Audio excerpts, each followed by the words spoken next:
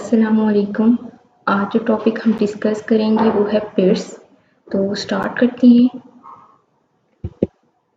पिट्स होते क्या हैं, पिट्स की कॉम्पोजिशन या स्ट्रक्चर कैसा होता है और टाइप्स ऑफ पिट्स, ये तीनों चीज़ें हम आज की लेक्चर में डिस्कस करेंगे।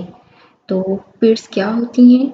Secondary walls are commonly characterised by the presence of the depressions और कैविटीज कॉल्ड द पिट्स।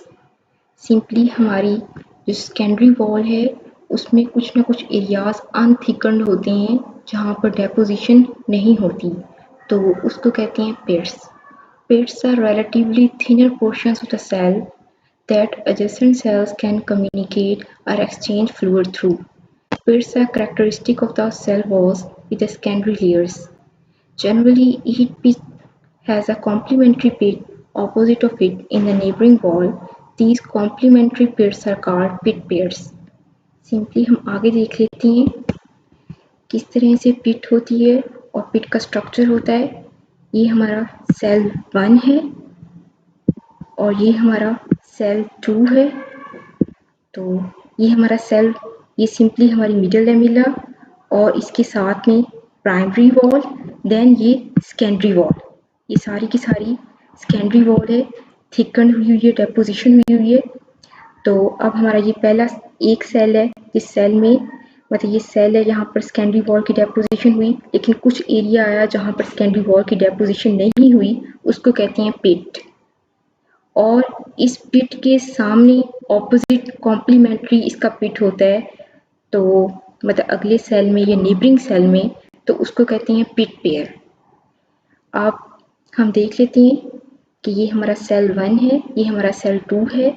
इन दोनों सेल्स में जहाँ पर सेकेंडरी वॉल की डेपोजिशन नहीं हुई, जहाँ पर थिकनिंग नहीं हुई, उसको कहते हैं पिट।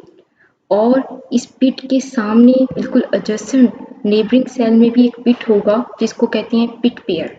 ये हमारा क्या हो जाएगा, एक तरह से पिट पेयर। क्या हो जाएगा हमारा पिट पेयर। देन पिट्स के स्ट्रक्चर देख लेते हैं कि पिट का स्ट्रक्चर क्या होता है। पिट के स्ट्रक्चर में 3 पार्ट्स हैं, simply pit chamber, pit aperture and pit membrane. ये देख लें, ये हमारा सेल 1 है, ये हमारा सेल 2 है, इसमें पिट मौजूद है, इसमें भी पिट मौजूद है। तो अब इसका स्ट्रक्चर क्या होता है, हमारी सिंपली वो जगह जहाँ पर सेकेंडरी वॉल मौजूद नहीं है उसको कहते हैं पिट चैम्बर। और जो पिट चैम्बर का अपर्चर है, ओपनिंग है, होल है, जो हमारा पिट चैम्बर का ओपनिंग है, उसको कहते हैं पिट अपर्चर। और जो हमारी मिडल लैमेला और प्राइमरी वॉल आपस में मिलकर पिट मेम्ब्रेन बनाती हैं। ये 3 पार्ट्स हो गए हमारे पिट के स्ट्रक्चर के अंदर, ये और इसके अंदर कुछ भी नहीं है। सिंपल जो हमारी कैविटी है उसको कहते हैं पिट चैम्बर। पिट चैम्बर की जो ओपनिंग है इसको कहते हैं पिट अपर्चर। और जो हमारी प्राइमरी वॉल और मिडल लैमेला आपस में मिलकर पिट मेम्ब्रेन बनाती हैं। Simple. Pits are composed of 3 parts. Pit chamber. The pit chamber is the hollow area where the secondary layers of the cell wall are absent. Next, pit aperture. The pit aperture is the opening at either end of the pit chamber. Pit membrane. The pit membrane is the primary cell wall and the middle lamella. So, types of pits. पिट्स की types जो होती हैं वो 5 types की हैं pits. Simple pits, bordered pits, half bordered pits, blind pits and the compound पिट्स।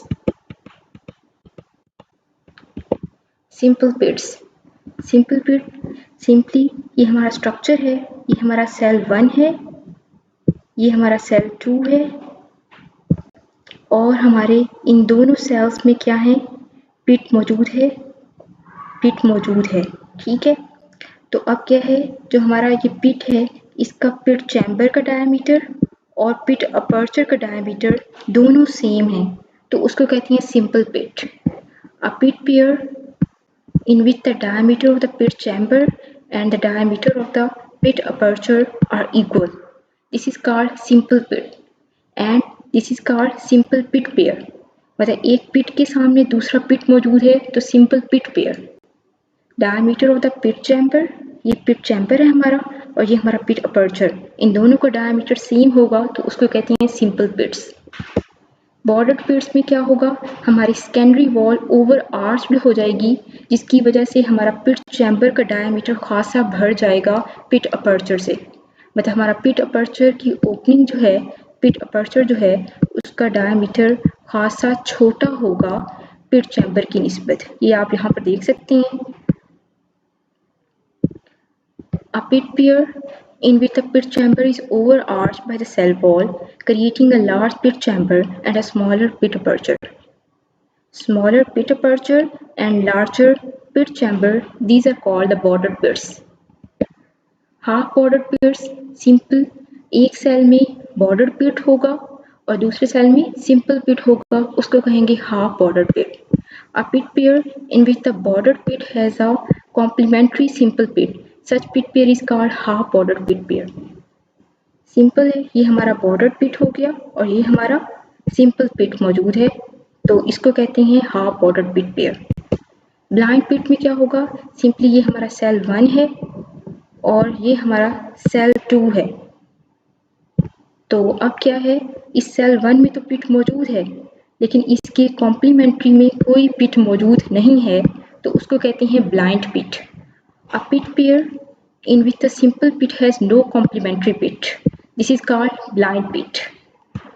Compound pits, a pit pair in which one cell wall has a large pit and the adjacent cell wall has numerous small pits.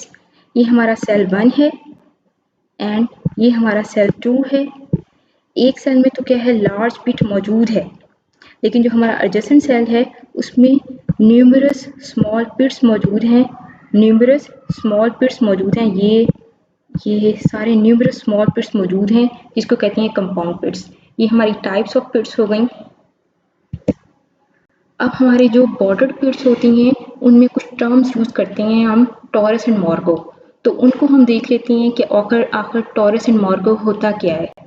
तो हम देख लेते हैं, ये हमारा bordered पिट pair है जिसमें हमारी सेल वॉल जो है ओवर आर्च हुई है। हमारा पिट चैम्बर का डायमीटर खासा बड़ा है पिट अपर्चर से। तो अब होता क्या है, यहाँ पर हमारी जो पिट मेम्ब्रेन होती है वो सेंटर से खासी थिकन्ड हो जाएगी और उसको हम क्या कहेंगे, टॉरस। उसको क्या कहेंगे हम, टॉरस।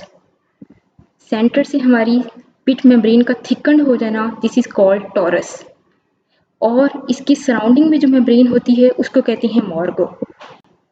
जो हमारी टॉरस होती है ये खासी थिक होती है और इम्परमिएबल होती है, और जो हमारी मार्गो होती है वो परमिएबल होती है। अब हम इनको देख लेते हैं। The torus and the margo are the features of the bordered pit pairs in the gymnosperms such as coniferates, ginkgo and the genitales. In the other vascular plants, the torus is rare. Basically, gymnosperms के अंदर ही bordered pit pairs में ये मौजूद होते हैं, नहीं तो ये नहीं होता। The pit membrane is separated into two parts, torus and margo. The thick, impermeable torus at the center of the pit membrane and the permeable margo surrounding it. जैसे कि मैंने आपको पहले ही बताया कि पिट मेम्ब्रेन सेंटर से थिकन्ड होकर टॉरस बनाएगी और जो उसकी सराउंडिंग में होगा मेम्ब्रेन उसको कहते हैं मार्गो। ये थिकन्ड होती है और ये इम्परमिएबल और ये परमिएबल मार्गो होती है। अब इनके हम फंक्शन देख लेते हैं कि ये क्या फंक्शन परफॉर्म कर रहे हैं। The torus regulates the functions of the bordered pit, and the margo is a cell wall-derived porous membrane that supports the torus. The margo is composed of bundles of microfibrils that radiate from the torus. ये देख लेते हैं हम कि उन्होंने कहा जो हमारा टॉरस है यहाँ से क्या है, कुछ ना कुछ माइक्रोफाइब्रल्स रेडिएट होते हैं। उन्हीं माइक्रोफाइब्रल से क्या है, हमारा मार्गो कंपोज होता है, बन जाता है। ठीक है, ये हमारे क्या है, माइक्रोफाइब्रल्स रेडिएट हो रहे हैं। इन्हीं माइक्रोफाइब्रल से हमारी मार्गो बन जाती है और ये मार्गो जो है फ्लेक्सिबल है, परमिएबल है। The margo is flexible and can move towards either side of the pit while under stress. Stress condition के अंदर क्या है, ये मूव भी कर सकती है। ये बेसिकली टॉरस को मूव कराएगी on either side of the pit. This allows the thick impermeable torus to block the pit aperture. When the torus is displaced so that it blocks the pit aperture, the pit is said to be aspirated.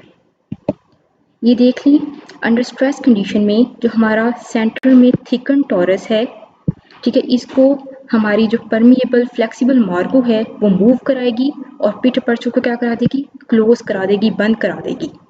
ठीक है, ये इनका function हो गया।